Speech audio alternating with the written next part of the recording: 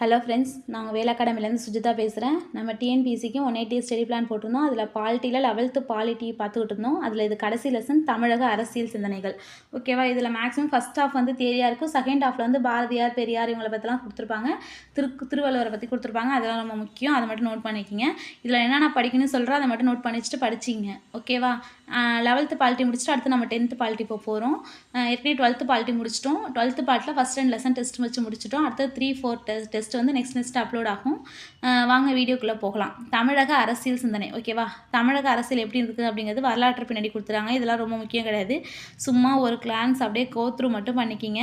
இதில் வந்து என்ன சொல்லுவாங்கன்னா 17 கீழ்கணக்கு நோட்கள், 17 மேற்கணக்கு நோட்கள்லாம் தெரியும்ல, அந்த நூட்களை பற்றி, இலக்கியத்தை பற்றி சொல்லியிருப்பாங்க. இதெல்லாம் ஒரு கிளான்ஸ் பார்த்துங்க. இதில் ரொம்ப முக்கியம்லாம் ஒன்றும் கிடையாது. இது அப்படியே ஒரு கிளான்ஸ் நோட் பண்ணிக்கங்க. இதை வந்து இலக்கியத்தை பற்றி எது கொடுத்துருக்காங்களோ அதை மட்டும் நோட் பண்ணிக்கங்க. ஓகேவா? ஏன்னா இந்த புக் என்னென்ன எதுன்னு கொடுத்தாங்கன்னா அதை மட்டும் நோட் பண்ணிக்கங்க. பெருசாக ஒன்றும் கிடையாது.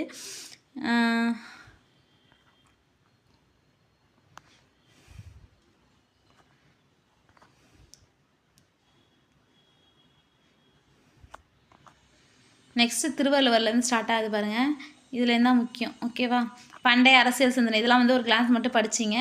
பண்டைய அரசியல் சிந்தனை. திருவள்ளுவர் நம் நூலில் முதல் பகுதியாக பல அறத்தின் சிறப்பை திடமாக எடுத்தெடுத்து கற்போர் நெஞ்சில் பதியுமாறு செய்கிறார் அப்படின்னு கொடுத்துருக்காங்க. அவர் என்னென்ன சொல்லியிருக்காரு அப்படிங்கிறத கொடுத்துருக்காங்க. 2ஆம் பகுதியான பொருட்பால் உலக வாழ்க்கையின் இயல்புகள் நடைமுறைகளை சொல்லியிருக்காரு. என்னென்ன 3 பால் வச்சதால 3 பால் என்னென்ன சொல்லியிருக்காரு, அறம் பொருள் இன்பத்தில் என்னென்ன சொல்லியிருக்காருன்னு கொடுத்தாங்க. பொருட்பாலின் 7 பகுதிகளை வந்து 7 பகுதிகளாக பிரிச்சிருக்காங்க. அதுதான் இங்கே கொடுத்துருக்காங்க. ஓகேவா? அரசியலில் 25, அமைச்சியலில் 10, அரணில் 2, கூழில் 1, படையில் 2, நட்பில் 17, குடியில் 13 ஆகிய பொருட்பாலில் 70 அதிகாரங்கள் 7 பகுதிகளாக பிரிக்கப்பட்டுள்ளது அப்படின்னு சொல்லியிருக்காங்க. இதில் வந்து குறள் கொடுத்து அதுக்கு எக்ஸாம்பிள் கொடுத்துருப்பாங்க. குறளோட அர்த்தம் கொடுத்துருப்பாங்க. ஓகேவா? அதை மட்டும் பார்த்துங்க. படை கூடி கூழ் அமைச்சு நட்பரன் ஆறும் உடையான் அரசுல் ஏறு அப்படிங்கிறது என்னன்னு கொடுத்துருப்பாங்க. நெக்ஸ்ட் வந்து இங்கே கொடுத்துருக்கு பாருங்க.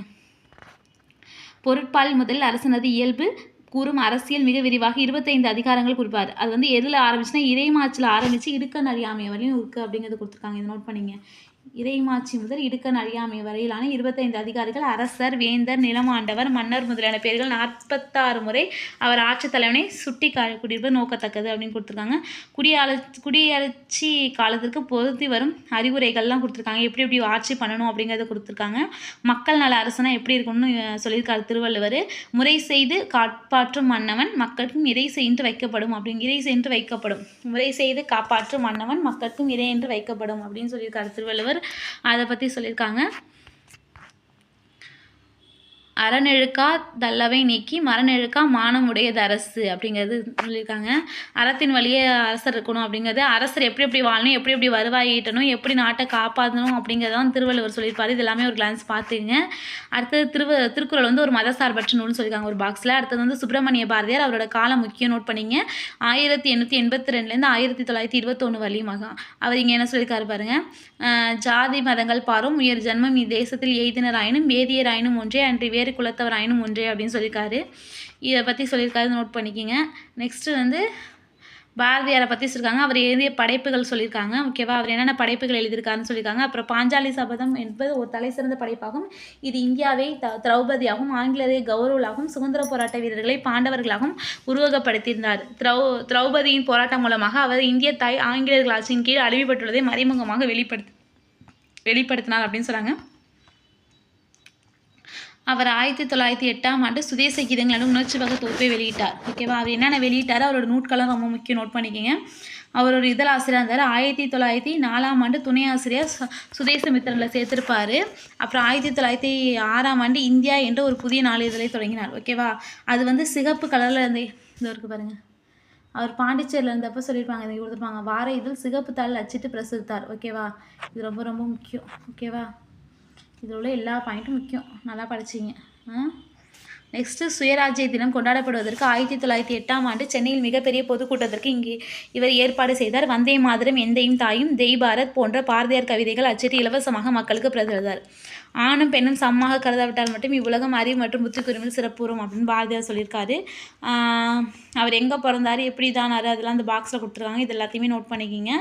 அப்புறம் இந்தியா அப்படிங்கிற இதெல்லாம் அது எப்படி இருந்துச்சு அப்படின்னு எல்லாமே கொடுத்துருக்காங்க. பாண்டிச்சேரியில் அவர் வந்து அதுக்கப்புறம் இங்கே வந்திருப்பார் நம்ம தமிழ்நாட்டுக்கு. ஓகேவா? அது எல்லாமே கொடுத்துருப்பாங்க. இதில் வந்து என்ன அவங்க எங்கே போனார், என்ன பண்ணார் மட்டும் பார்த்துங்க. அவரோட எங்கெங்கே பணியாற்றினார், எந்த இயர், எந்த புக்கு வெளியிட்டார், அதெல்லாம் ரொம்ப முக்கியம். ஓகேவா? அவர் ஒரு சமூக சீர்திருத்தவாதியாக இருந்தார் அப்படின்னு தான். விவேகானந்தின் சீரான சகோதரி நிவேதா, இது ரொம்ப முக்கியம். ஓகேவா? இந்த பாக்ஸ் நோட்ஸ் ரொம்ப முக்கியம்.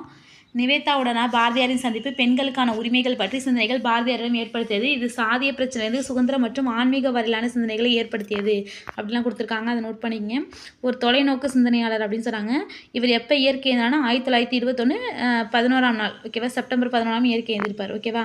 அது பொதுமுடைமைவாதம் யாருன்னா மா சிங்காரவேலன் 1860லேருந்து 1946 வரையும் ஆகுமா. தொழிலாளர் நலன்களாக நிறையா போராடி இருப்பார். பெரியாரோட சேர்ந்து நிறைய ஒர்க் பண்ணியிருப்பார். அதெல்லாம் இங்கே கொடுத்துருப்பாங்க. ஓகேவா? இவரோட முதலாக மே 1ஆம் தொழிலாளர் தினமே கொண்டாடுறாங்க. 1926ஆம் ஆண்டு தொழிலாளர் நலம் பெறும் சட்டம் இயற்றப்பட்டது இங்கே கொடுத்துருக்காங்க பாருங்க. அதை நோட் பண்ணிக்கிங்க. இதெல்லாமே ஒரு கிளான்ஸ் படிச்சிங்க. ஓகேவா? இவர் ஒரு பொது உடைமைவாதி. ஓகேவா? தொழிலாளர்கள்லாம் எப்படி இருக்கணும்னு சொல்லியிருக்காரு பாருங்கள். 8 மணி நேரம் தான் வேலை இருக்கணும், சங்கம் வைக்கணவங்க, அதெல்லாம் கொடுத்துருக்காங்க பாருங்க. அதெல்லாம் பார்த்துங்க. இதெல்லாத்தையும் ஒரு கிளான்ஸ் படிச்சிங்க. இது ரொம்ப முக்கியம் இல்லை. ஆனால் இவரோட இயர் பார்த்துங்க. இவர் என்ன செஞ்சுருக்காரு, மக்களுக்காக தொழிலாளர்கள் என்னென்ன போராடினார், அந்த இதெல்லாம் இயர்லாம் நோட் பண்ணிக்கங்க. ஓகேவா?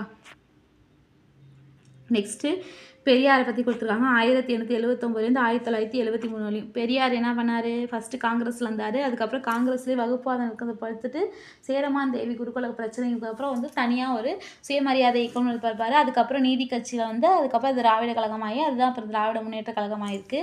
இதுதான் பெரியாரோட ஹிஸ்ட்ரியாக வரும். அதை பற்றி இங்கே கொடுத்துருப்பாங்க. இவர் வந்து 1879ஆம் ஆண்டு செல்வ செழிப்பான குடும்பத்தில் பிறந்திருப்பார் அப்படிங்கிறத அந்த பாக்ஸில் கொடுத்துருக்காங்க. நோட் பண்ணிக்கிங்க. நகரமன்ற தலைவராக இருந்திருப்பார்.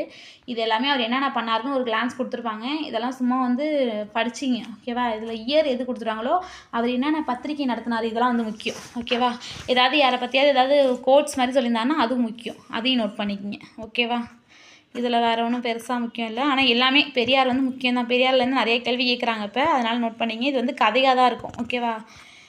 அதே 10th புக்கில் வந்து நல்ல இயர்லாம் நிறையா கொடுத்துருப்பாங்க. அவர் என்னென்ன பண்ணார், எந்தெந்த வருஷம் இது பண்ணார், அதெல்லாம் கொடுத்துருப்பாங்க. அது அப்போ பார்த்தப்போ இது ஒரு கிளான்ஸ் மட்டும் படிச்சிங்க. ஓகே ஃப்ரெண்ட்ஸ், அவ்வளோதான் தமிழ்நாக அரசியல் சிந்தனை. இதோட 11th பாலிட்டி முடியுது. நெக்ஸ்ட்லேருந்து 10th பாலிட்டி பார்ப்போம். ஓகேவா? தேங்க்யூ.